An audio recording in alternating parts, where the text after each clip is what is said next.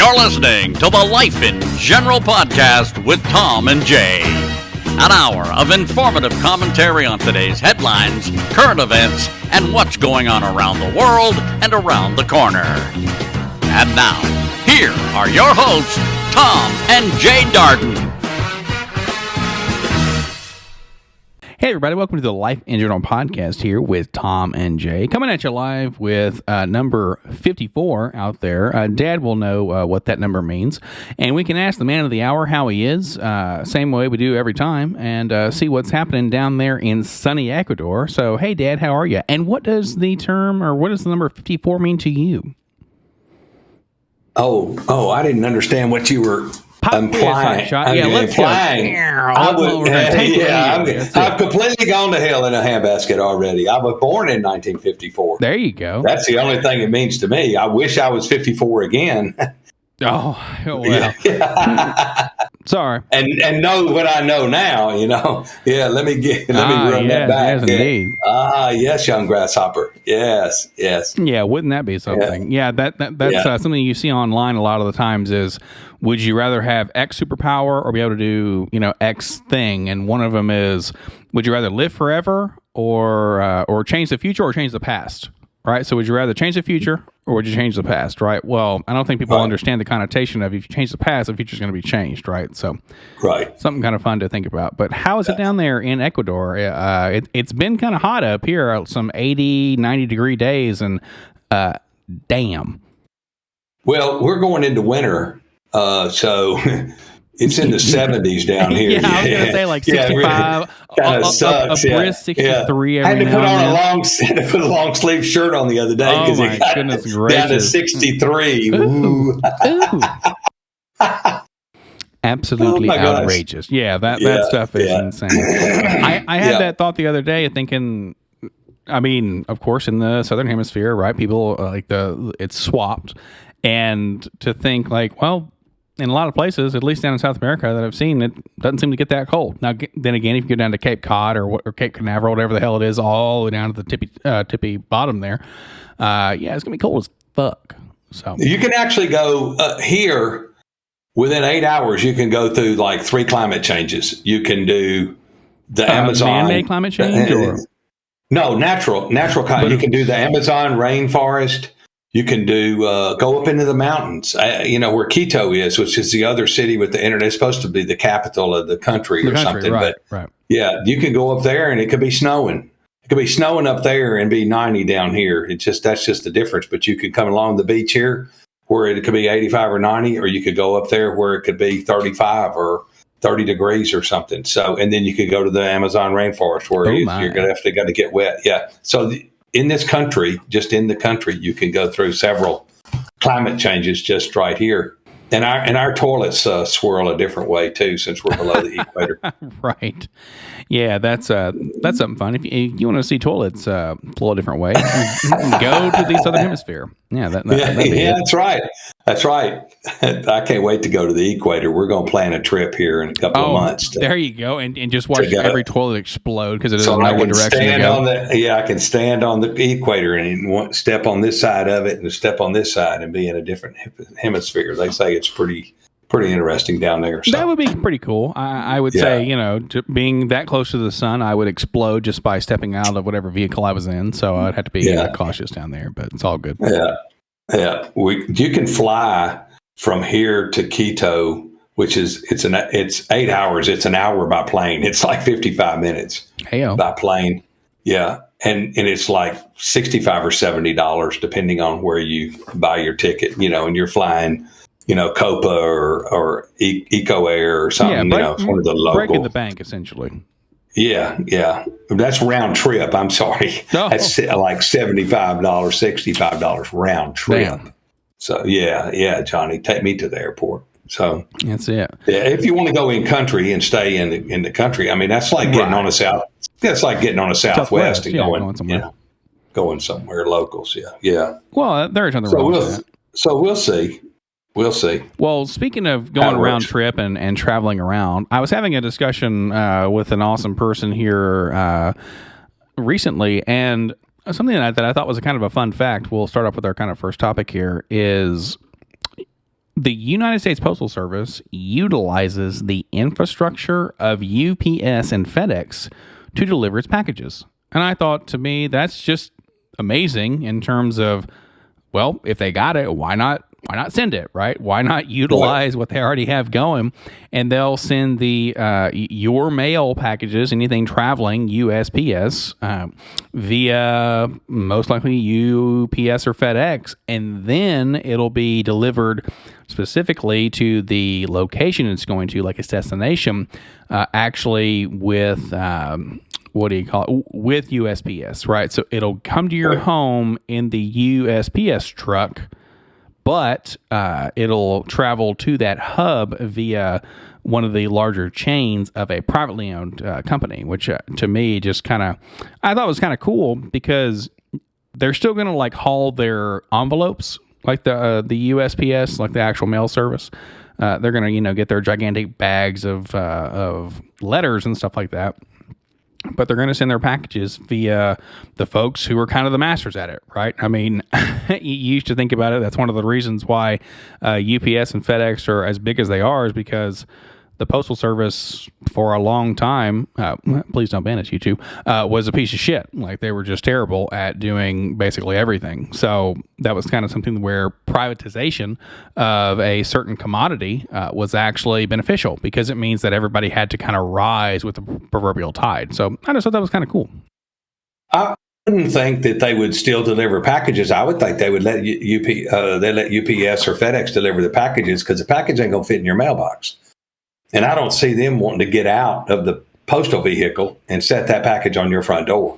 Well, surprisingly, I don't know how they do that, but I don't know how they do it, but I wouldn't think they would want to get out and do that, because it would just be that much more, intricate work for them when they can just go box to box and shove your envelopes in there and go on about their business. I think you're right when it comes to the size of the package. That's what she said. It all comes down to the size of the package. But that's right. But I think that I've seen them walk up to my door. UPS person, they're super nice, super cool. It's the same deal. Like, they've put it right in my hand, and they said, "Hey, here you go. Here it is." Now, the ones they can fit in the mailbox, they will, but they'll 100% just deliver stuff to your door, 100%. That's cool. That's good. We don't have a mail service down here. Yeah, that flabbergasted me. So, no mail service. You can send me stuff like you have, and I can go pick it up at a hub. Yeah, like a DHL or a FedEx or something like that, right? Yeah, they've got a hub, in the back corner of the drugstore, where they get packages and mail envelopes and things like that. Yeah, via Burrow or something like that. Sure. I thought it was very interesting before we moved down here. I was going to send a box down here. Now, the box was 12 inches by 12 inches by 14. Okay. It was 12 by 12 by 14. It weighed exactly 25 pounds. Okay. Okay. And they wanted $535 at the Pony Express. Ew. In Gallatin. They wanted $525 to send. And it was like I was sending it to my buddy Bob, because he had lost his phone. So there was a phone in there, but there was some Comet cleanser. There were some Rolaids tablets, Irish Spring soap. It was nothing earth shaking, man. It wasn't like I was mailing them, 2 keys or something like that, of Coke. Well, I don't know. That Comet cleaner could have looked very much like it. Well, there's another story about them busting that open in my suitcase and checking it, and I had Comet cleanser all over all my clothes and shit, and a little note saying, Homeland Security, screwed this up for you, so God bless. When they searched your suitcase. So, I thought $525 to mail that package from the Nashville hub to Ecuador, DHL. And I thought, you guys are out of your mind, man. For that, I can buy a round trip plane ticket and take it myself. I'm sure they would say, then do it. I did. Right. I told them. They set that on there, and they told me the price, and I picked that box up, and I said, you have a nice day. And I rolled right on out the door with it. Wouldn't be not courteous or discourteous to the folks who I wasn't, but they must be out of their freaking mind, man. It doesn't cost that much to send that shit. 25 pounds? Come on, man. Come on, man. Hold up. It doesn't cost that much to send that shit. And it's a 12-inch box. What gives you the right to say it doesn't cost I that? Said so, and that makes it right. Yeah. It doesn't cost that. Where's your frame of reference? Well, Mike, now with jet fuel being off the chart, yeah, shit, and now the delivery $1,000 grand, man. Like, yeah, fuck you. You can take your package and put it up your ass. Somebody was trying to send something somewhere, and it was a pair of socks and a legal document. It was $200, and I was like, "You got to be kidding!" Yeah, and they didn't send it either. It was a pair. It was a pair of socks. Those clothes will get you. You know, putting like, actual things that are not documents in there, that just shoots the price up instantaneously. Yeah, absolutely, it does. But we didn't pay it.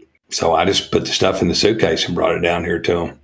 Well, it's something. I mean, you know, there are things down there you can get that are alternatives to that. The phone I didn't bring to him, but that's an interesting story because he needed the phone and he sent me an address to a mule in Florida. Of course, for those, you know, we're not talking about a donkey here. We're talking about a person that brings stuff into the, you know, that buys the round trip ticket and brings it in. The General Podcast is in no way condone the act of smuggling goods from one country to another.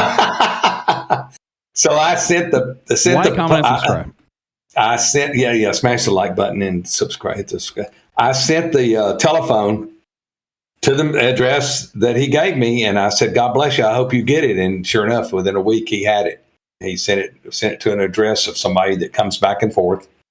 And you know, Pat's phone got run over by a bus here, and we bought another phone here for like $150, and it's a Samsung.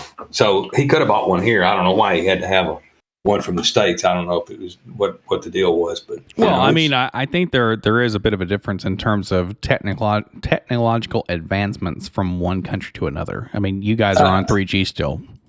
Well, yeah, we got 3G, man. Okay, so you can talk to somebody on Mars. Who cares? Obviously, Bob did because he wanted a fucking phone from up here.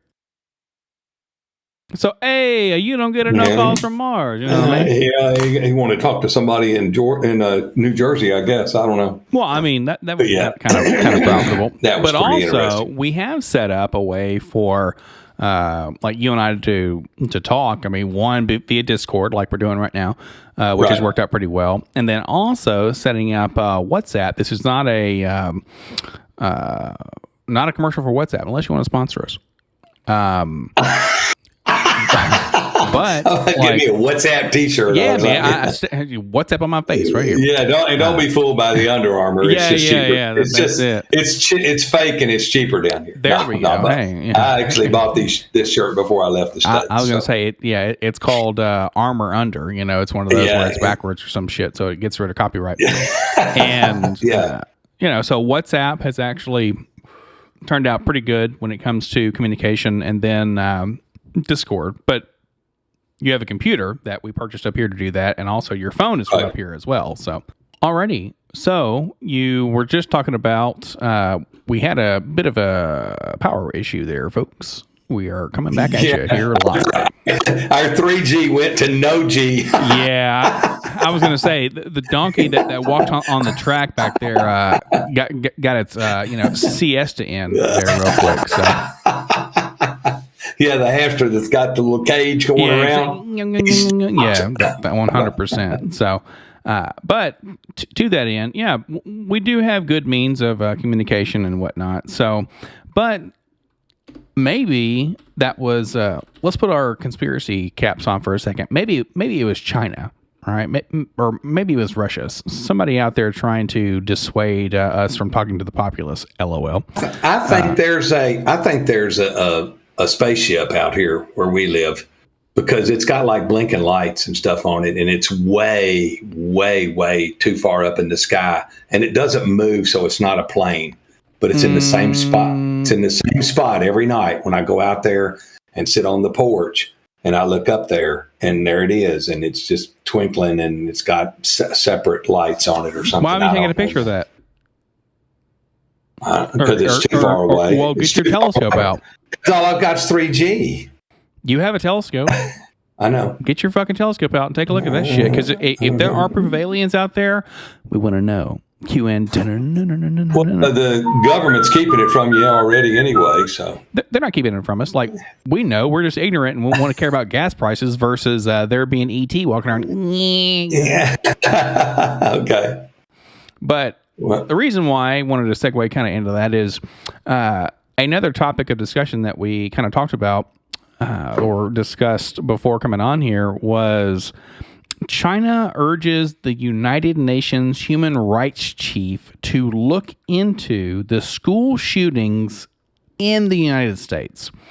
And I thought, damn, Daniel, like that's a move right there, because of course we talked last week about the tragedy that happened in Texas, and it's still weighing on people's minds and whatnot. And it's something where I think even Canada, shout out to our Canadian watchers out there.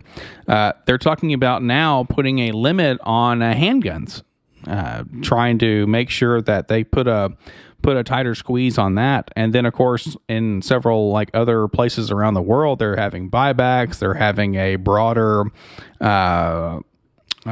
sweep in terms of background checks and the like. And that's just when China points something out, and it kind of stings more so than just saying, step off my lawn kind of a deal. I don't know. That's something else. Like that's kind of interesting. I think it's none of their business. With all the bad shit they've got going on behind the scenes with the Chinese Communist Party and the hostages and the Uyghurs and the people that they're enslaved over there, they got a lot of room to talk. And all the people they've killed in the past, they didn't mind their own fucking business. Well, it is something like I said, if it gets people up in arms, much like it seems like it possibly is getting a couple of people here up in arms, well, it means kind of like they have a point, right? Like, it's not the guns. It's the people that pull the triggers. I would say this. Stop making faces at me. I'm not. I've got something on eye there. Yeah, just be goofy. To that end, I very much agree that the person does terrible things, which is 100% like accurate, right? Logistically.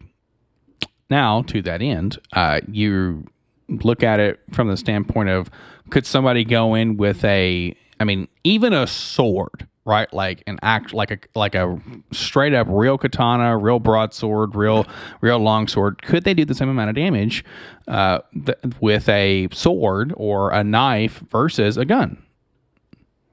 Right? I mean, if we left it up to the era of chivalry, which is, of course, we all know is long dead, I think you'd have much less issues if that were the case. Now, granted, of course, you would definitely see me being one of the goofy looking weebs who'd be out there with their sword saying like avast ye mateys, and then pull out my cutlass, and then someone very swiftly take me down because I know nothing about armed combat, and it would be it'd be a different story, I think. It could be. I just don't. China needs to mind their own business. It's none of their business what we do here.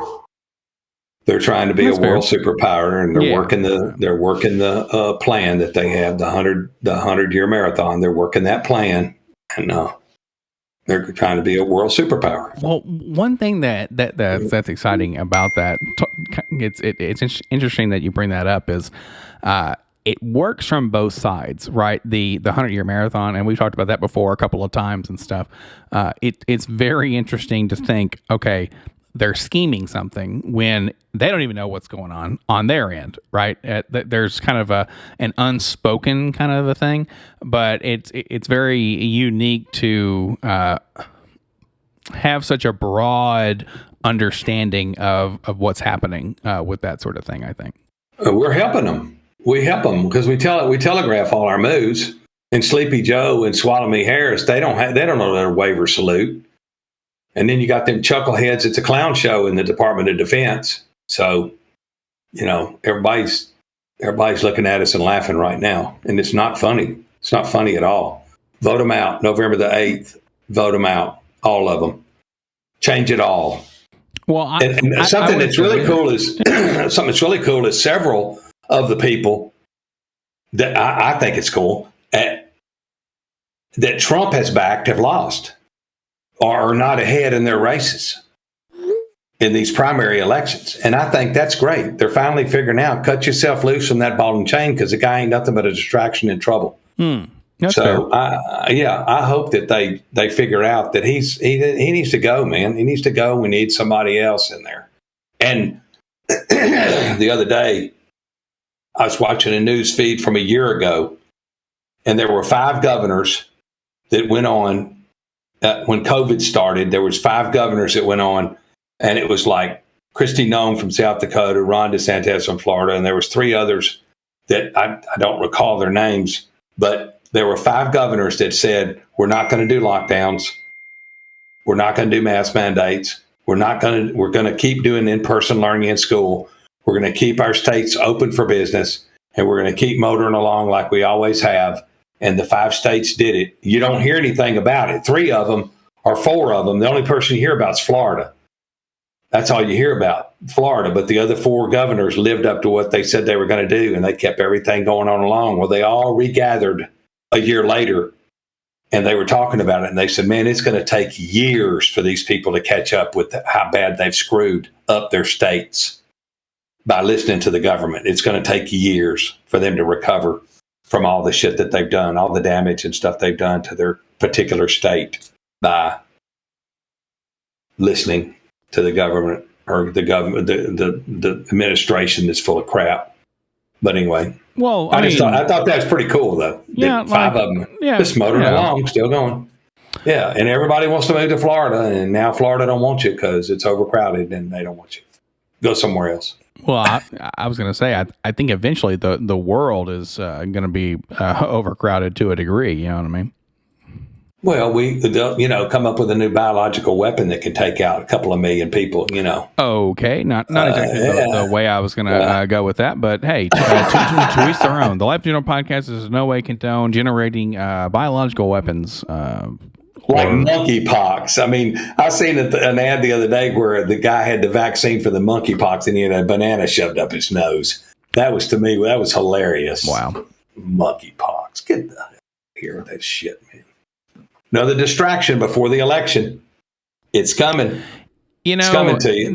There are plenty of things happening. Plenty of things coming to that degree. And it's something else. I mean, there's a lot of things going on right now, and a lot of like little topics that can pop up, and a lot of things that are just going to kind of get you thinking. And you gotta wonder a little bit: are these things happening not from a conspiratorial way of like, oh yeah, they're having a lot of like newsworthy BS happening, where it's under a year, under 10 months, or even under 6 months roughly before election time, right? So we got to think, okay, what's going to be the last thing in your mind when you go to the polls?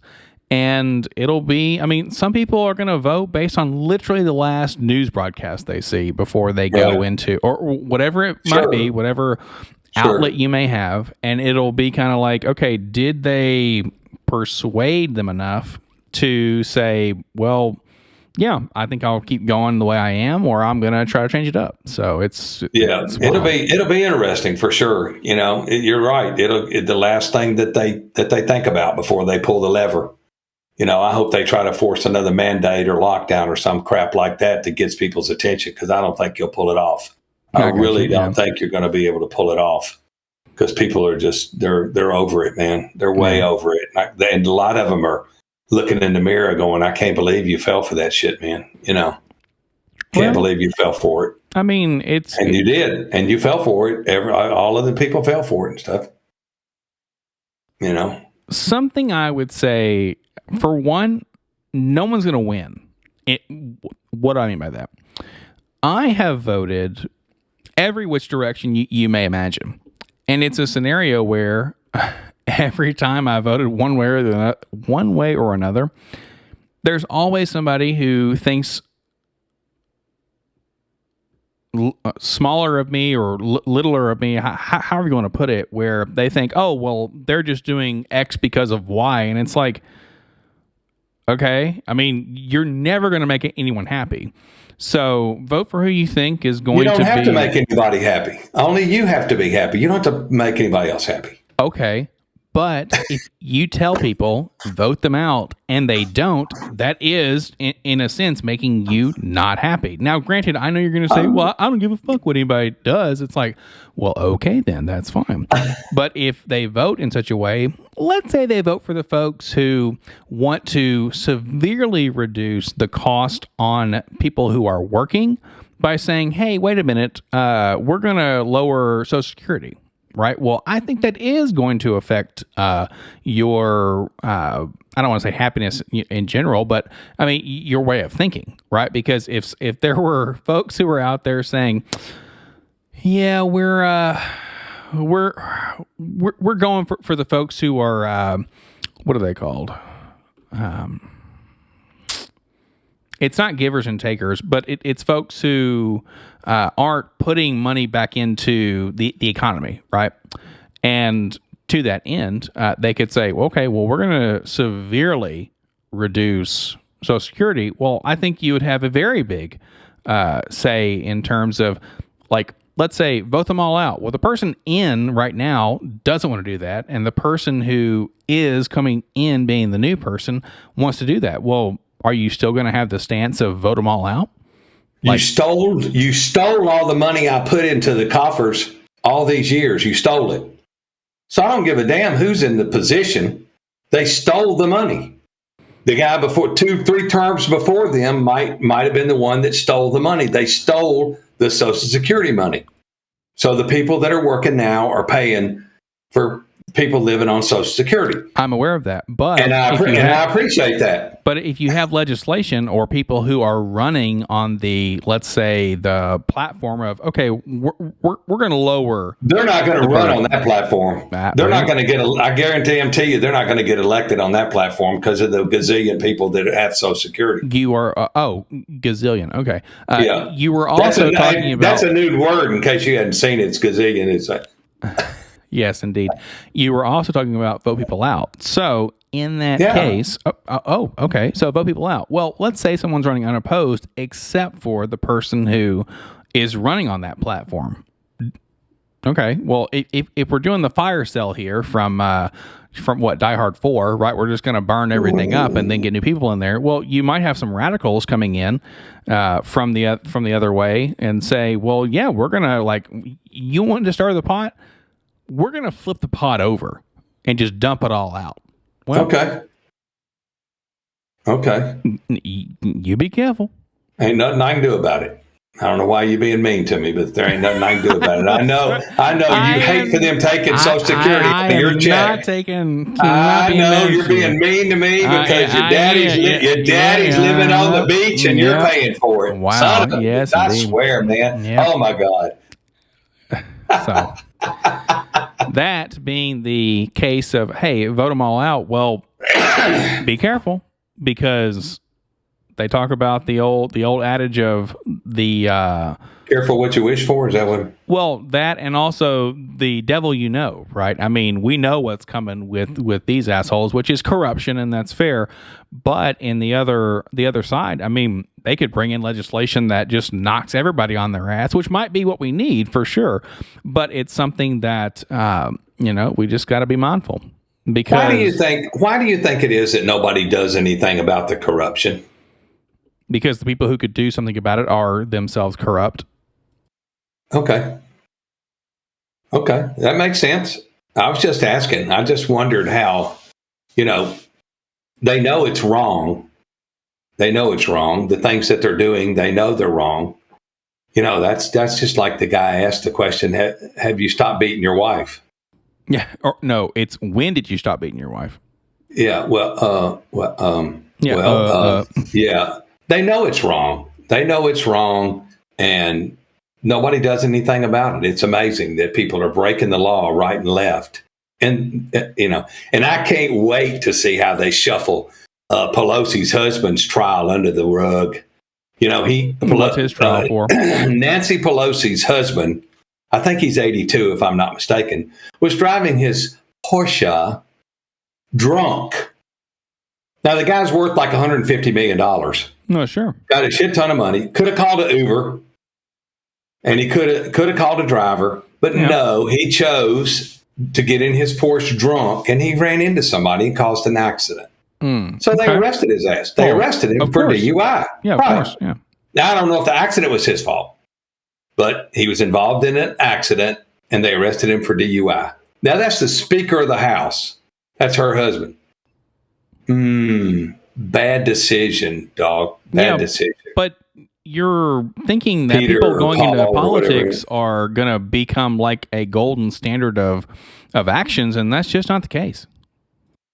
Well, don't be completely stupid. I mean, I know you're corrupt and you're the devil in disguise, but call a driver, man. Call an Uber. You've got enough connections to leave your car parked where it is or put away till tomorrow. I would say that. I mean, you would have thought they would have been driven to wherever it is that we're going to go drink anyways, with as high up as they are on that proverbial food chain, right? Yeah, you would think they would, but they didn't, and he screwed up. So let's just see if you hear any more about that. Yeah, that's pretty intense. I'm not gonna lie. Yeah, too old to be driving anyway. But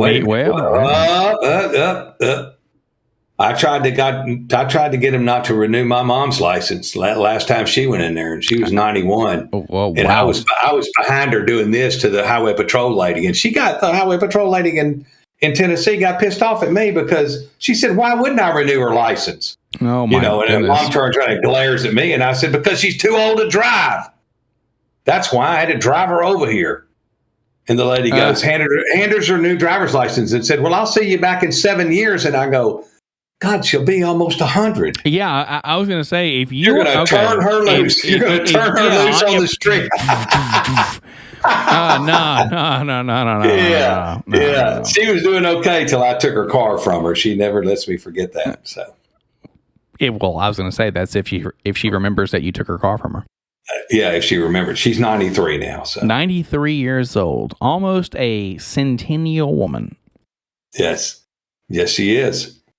Almost living off of pure spite and what little fuel she gets off of winning a bingo. So yeah.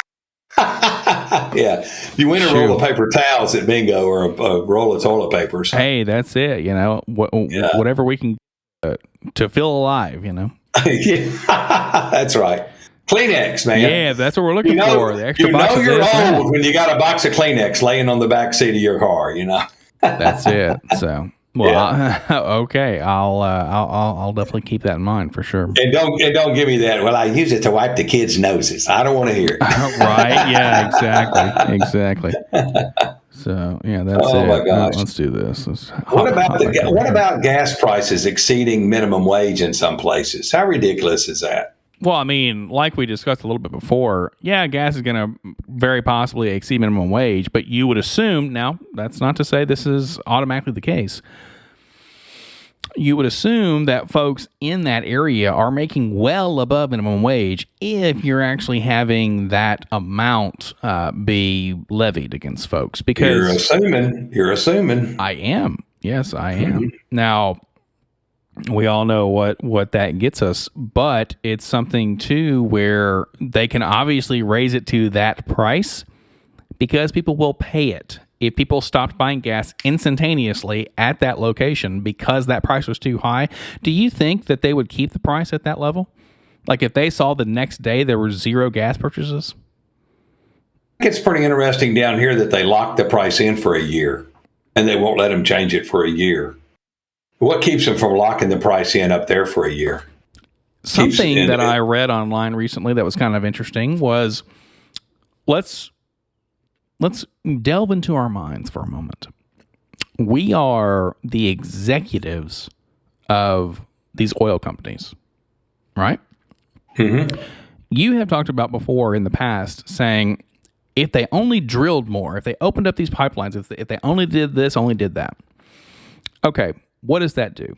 That helps the people because a greater abundance of gas, right? We're under the assumption that more gas means less More price, supply. more supply, lower the price. Right. But wait a minute. If I am the oil mogul that I am, and you are the oil mogul that you are, why would I want to lower the price by giving more supply? Are you a Houston Oiler? But in reality, why in the world would I want to work and advocate against myself? Because we're under the assumption, we're under a few assumptions, right? One is that the gas is an infinite resource. It isn't. And then two, that us as oil moguls want to lose profits. I mean, gas still has to be purchased for people to function for the most part. So why in the world am I going to advocate or drill more or expand supplies when it's going to just lower the price and I'm going to make less money selling oil? You don't have enough money already? You're not answering my question. I need more. You need more and more. Money is magnetic. I'm a mogul. You're an American. You're greedy people. We'll discuss that next week. Okay. I don't know. I don't know why they don't. I don't know why they it's more and more and more. Everybody's like this. It's not me, and I'm the one making all the money. It's their fault or their fault. It's not my fault, but I'm the one making all the fucking money. Yeah. Something has shifted in America where it went from help, to get mine and peace out. We've talked about this a little bit before. That there's definitely been a change in the mindset of what's up. But as long as I make enough money to not be affected by these problems of the masses, why would I give a shit? Like, that's just dumb. Right. So to that end, why in the world? Every person for themselves. We talked about it. Every person for themselves. So why in the world would these folks selling oil or the folks who had the power to allow more drilling to happen, why am I going to do it? It just seems dumb and not a very good business decision, especially if there's a finite amount of supply of the product that I have. Okay. So I think you should run for office. I most certainly do not. We don't want those clowns jumping out of the closet, whatever the hell that is. Yeah, you can make Hendersonville a better place. Not in the slightest. I'm a hedonist, good sir, and if you knew what that meant, you would never want me to run for office ever. That's for damn sure. Okay. What about the business that are struggling to recover? What about them? Some of them closed, some of them barely made it through, and now they're trying to recoup, reopen, rebrand. I'm looking at the housing market. That stuff's been ridiculous, and one of the reasons why is because companies are buying houses at like 2 or 3 times the amount, and it's just insane. Because there's no laws against that sort of thing saying if you're not in the house, like, you can't buy it. Well, yeah, people are just buying up things to make the subscription stuff be real for everybody forever. Because why in the world would I let you purchase something you don't have to pay on anymore? Right. I would just say, no, just pay me a little bit of your earnings forever. It's a wild ass model, but the subscription model is where we're at, and it's nuts. Yeah, you're right. And the businesses trying to keep up, or the businesses that close down and stuff, it's just it's wild. And of course, one of the crappy things about that is people would chalk it up to Well, yeah, you're an entrepreneur. You knew the risk going in, which is, it's unfathomable that we have a society where taking that risk is such a detriment, right? As opposed to, yeah, let's see if somebody can actually do it and be successful and it not be such a devastating loss. It's more of a scenario of, cool, the more business that happens, especially in a capitalistic society, you would think, awesome, like more business is great, right? We have more people coming in, more traffic, more purchases, more taxes, more all blah blah blah. But no, it's just like, oh, oops, and then boom, you're done. Yep, yep. But I'm sure when you laid out your business model, you didn't put pandemic in there as, or government overreach in your business model to help you bankrupt yourself. Because that's basically what they did. The government bankrupt your ass. Pretty sad. Well, I would also say too that businesses fail all the time. And I mean restaurants, like little stores, mom and pop shops, like what is it, like 75, 80% of the new businesses, 60%, something like that. Some wild number that would make you think, no, I'm never going to own a business ever because there's just way too much risk versus reward, that they would think it's just kind of par for the course. I mean, yeah, the pandemic like sucked and it really hurt like a lot of businesses, but either you adapted and overcome, I Ching, or, you failed like every other business out there that normally fails, right? So. Right.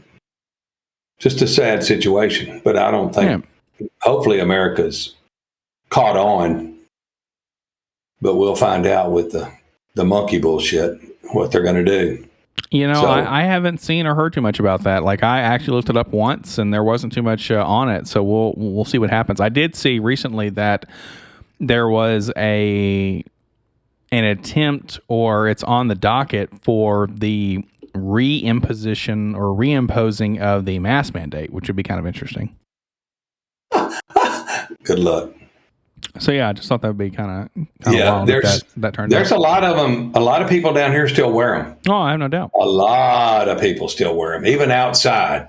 Which to me is just completely ridiculous. But if they makes them feel good, I'm kind of over it down here, where I just don't wear one and don't ask me to. I went to the dentist today, and the dentist doesn't have one on.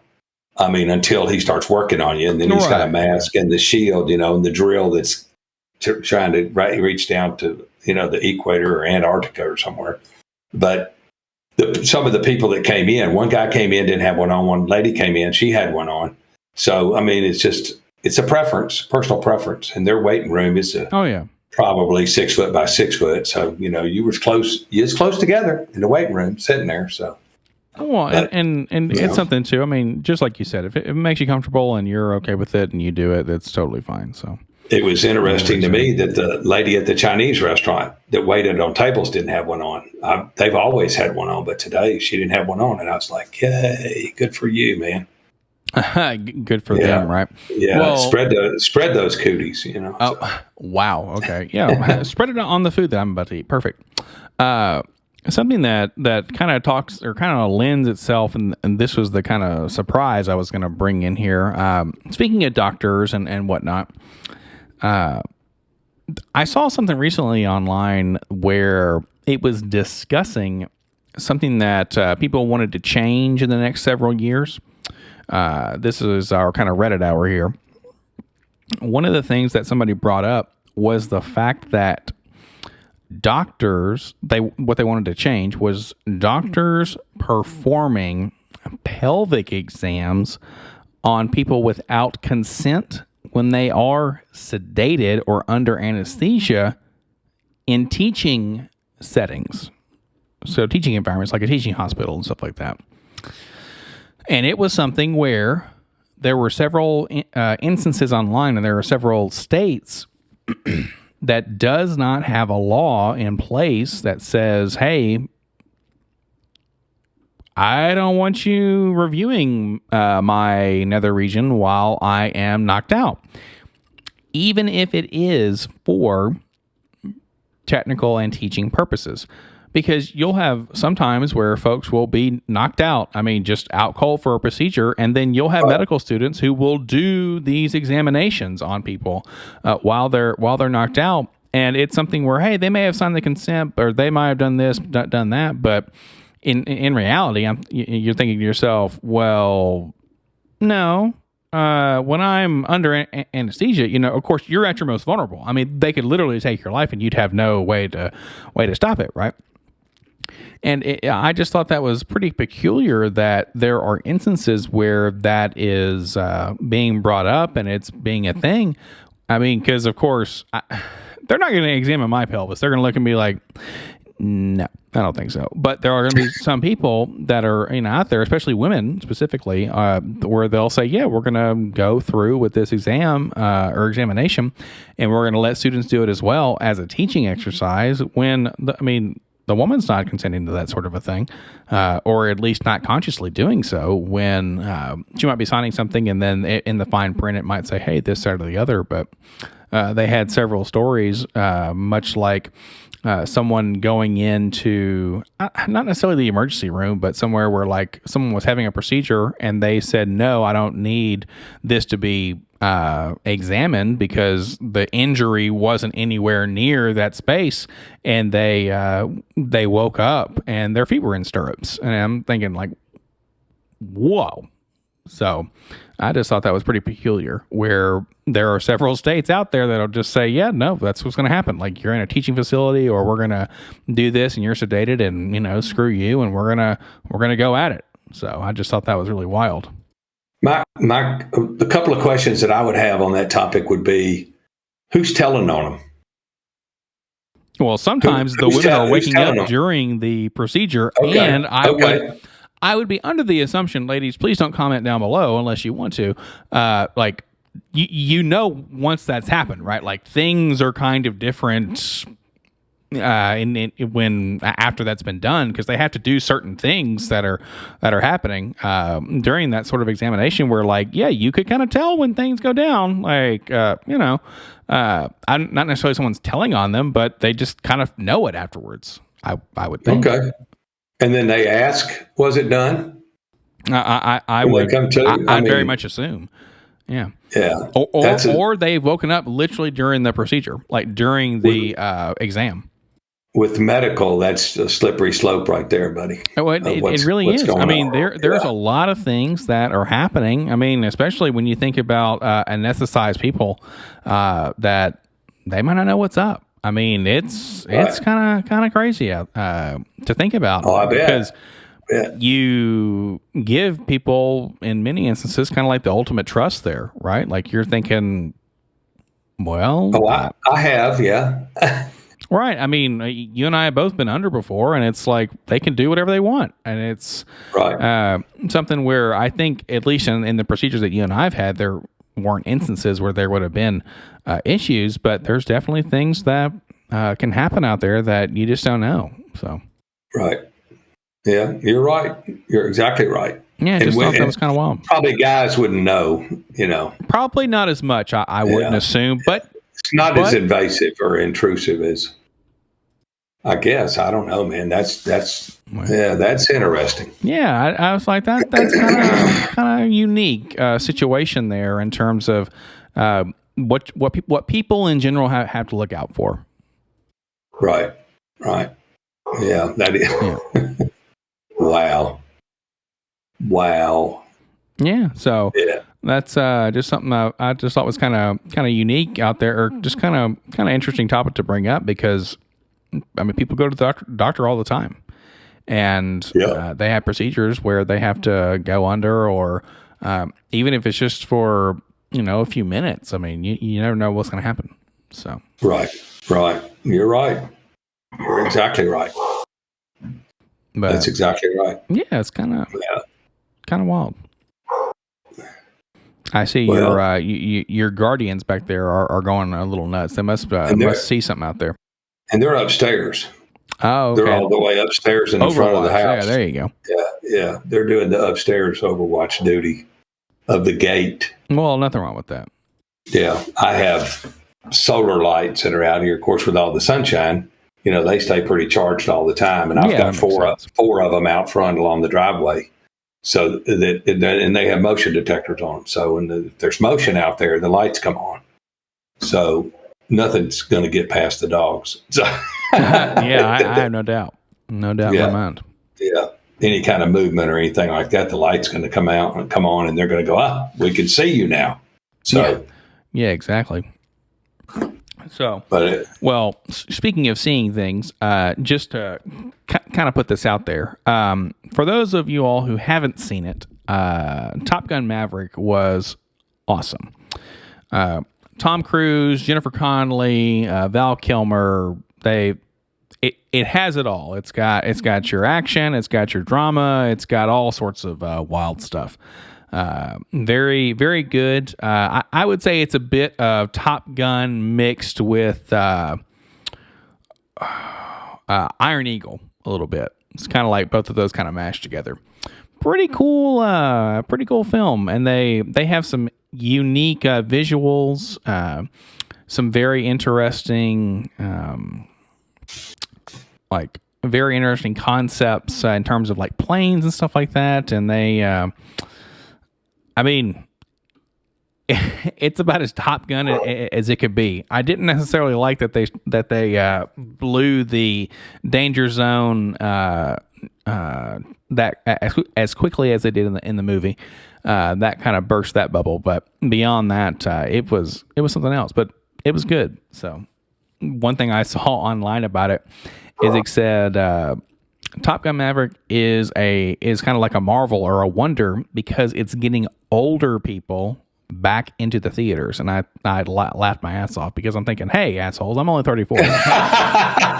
Leave me alone. So. Yeah, I saw where it made $154 million the Memorial Day weekend. Oh yeah, absolutely. So it set a record for that weekend or something like that in money.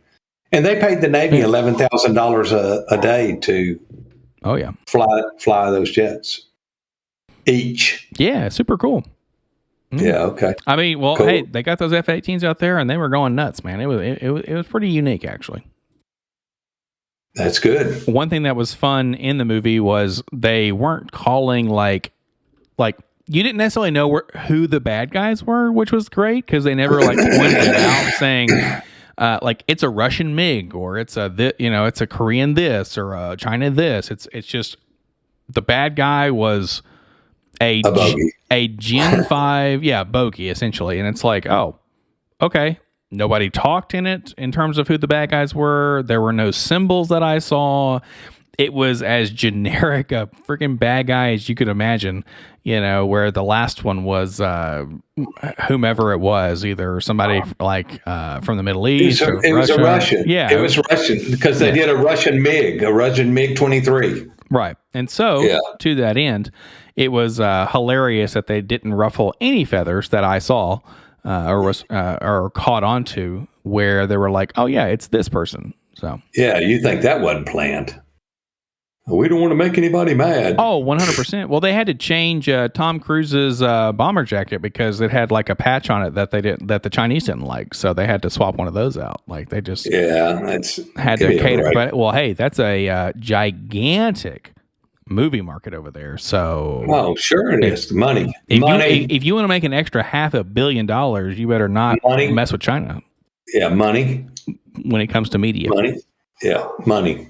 All about money. Yes, it is. What do you think drives this world? Come on, man. I don't want, my what is it? My anaconda don't want none unless you got the muns, hun. Not buns, hun. We will change the lyrics up a little bit, and we will say muns, hun, as opposed to buns, hun. So that works. Most definitely. So. Oh yeah, it's but super cool. If you have the opportunity, go see it. You might have to see it in Spanish, but it's well worth the watch. So. Hopefully they'll have English subtitles. Yeah. Exactly. They do English movies down here too. They there's a nice draw on English. Somebody was telling me that they've got a theater in the mall that's got like four shows going at one time. Might be more than four. I've just passed by a couple of times, but I'm sure it's not $20 to get in and $82 for a feed bag of popcorn and 2 Cokes like it is in the States. How about you leave us alone when it comes to our movie? Yeah, your feedback of popcorn and your man. It's a tub about the size of your stomach, so it can fill you up, and then you get the bedwetter of liquid, whatever your choice is. What I thought was great about the movies is when you and I went, and you said, "Guess what, Dad? They put in an all-you-can-drink, fountain at the theater." We went to CMG or wherever it was. Is that where it was? CMG, NGC or whatever. NCG. NCG in Gallatin, and they had the free refills on the soft drinks. And I said, "Well, Jay, is anybody going to get up out of the middle?" It's not like years ago when I went to the movie. They used to have an intermission. Right? There was an intermission where everybody got up and stormed the candy stand there, in the middle of the movie for 15 minutes or something, and then came back and picked up where it left off. And now that they don't do that, ain't nobody getting up in the middle of a movie, man, that they've never seen and going and getting more drink. If you are, you're drinking too much. You probably wet the bed. Probably, yeah. I wouldn't put a doubt on it. That's for sure. Now, taking a drink with you, filling it up on the way out, I got you. Yeah, that's cool. Yeah, that's fair. Well, if your cup will last that long, if it's a decent cup, and I was going to say too, like if you get one of the bedwetters, it can't fit in a friggin' cup holder that it's in a car. Like that, it's too fat. Like it's too large. So that's why that cup that you're drinking out of's got a small bottom, so it'll fit in the cup holder. A little deal right there. Yeah, we had to contour that to fit in the cup holder. Yes, sir. 100%. I'm not taking my Yeti anywhere. It's not going to fit in a cup holder. Get out of here. That's right. That's exactly right. But yeah, it's kind of wild. I've lost my time a little bit because we had that cutout there. We're hitting just about the hour mark. Is there anything else you want to touch on there, good sir, before we kill the what is it? I've got tone. We'll cap this episode off with a Top Gun reference. Got tone. Yeah, I've got tone. So, is there anything else you'd like to talk about, good sir? I'm good. All righty. Well, we will see. One thing we'll talk about next time is if you need to change your blue line back there on your flag to a yellow one. So we'll talk about that in the next episode and see what's up with that. So thank you all so very much for watching the Life in General podcast here with Tom and Jay, and we will catch you all in the next episode. See you.